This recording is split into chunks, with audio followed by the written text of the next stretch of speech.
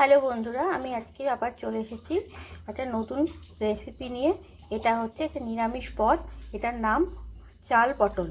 এর জন্য লাগবে পটল, গোবিন্দভোগ চাল, আদা, কাঁচা লঙ্কা বাটা, যার জন্য আমি কুচি রেখেছি, টমেটো কুচি, চেরা কাঁচা লঙ্কা, কাজু, কিশমিশ এবং গোটা গরম মশলা, ঘি ইত্যাদি।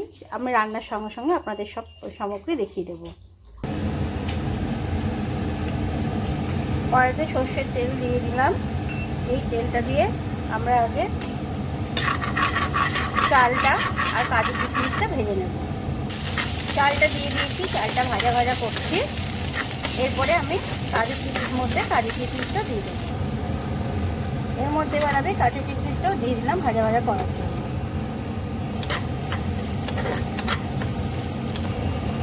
চালটা আমাদের একদম ঠিকঠাক ভাজা হয়ে গেছে। এটা বেশি লাল করে ভাজার দরকার নেই, একটু হালকা করে ভাজলেই যথেষ্ট।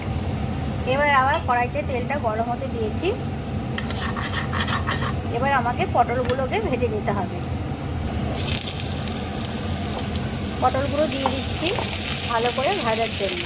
পটলটার মধ্যে একটু নুন দিয়ে দিলাম যাতে তাড়াতাড়ি ভাজাটা হয়। আমরা আদা আর কাঁচা লঙ্কার একটা পেস্ট বানিয়ে নিচ্ছি। আদা কাঁচা লঙ্কা বাটাটা হয়ে গেছে। এর মধ্যে জিরের গুঁড়ো, হলুদ গুঁড়ো, কাশ্মীরি লঙ্কার গুঁড়ো মিশিয়ে একটা পেস্ট তৈরি করে রাখছি। পটলটা আমার ভাজা হয়ে গেছে। এবার পটলটাকে নামিয়ে ফেলবো। এবার আবার আমি কড়াইতে একটু তেল দিলাম। এবার এর মধ্যে দিয়ে দেবো তেজপাতা, গরম মশলা,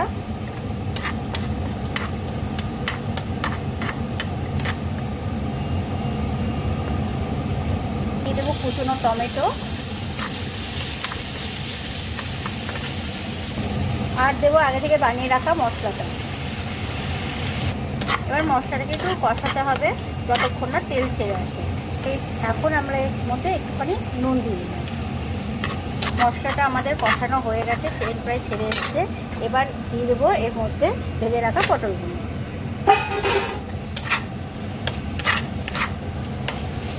এটাকে ভালো করে মশলার সাথে মিশিয়ে দিতে হবে। এবার এর মধ্যে ভেজে রাখা চাল আর কাজু কিশমিশটা দিয়ে দিতে হবে আর মশলার সাথে ভালো করে নাড়িয়ে এবার একটুখানি জল দিয়ে দিতে হবে। জল দিয়ে আমরা 20 মিনিট জন্য এটা ঢাকা দিয়ে রাখবো। ঢাকা দেওয়ার আগে এর মধ্যে আমরা একটু চিনি দেবো আর দুটো চেরা কাঁচা লঙ্কা দিয়ে এবার এটাকে আমরা ঢাকা দিয়ে দেবো। 20 মিনিট হয়ে গেছে। এবার আমরা দেখি আমাদের রান্নাটা কেমন হয়েছে। চালটা চেক করি।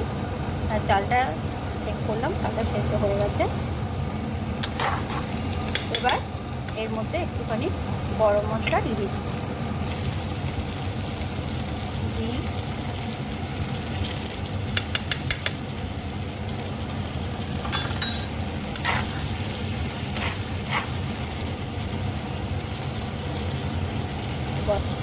এবার 5 মিনিটের জন্য ধিমে। আমাদের রান্না একদম পুরোপুরি কমপ্লিট। এবার সার্ভ করার জন্য রেডি।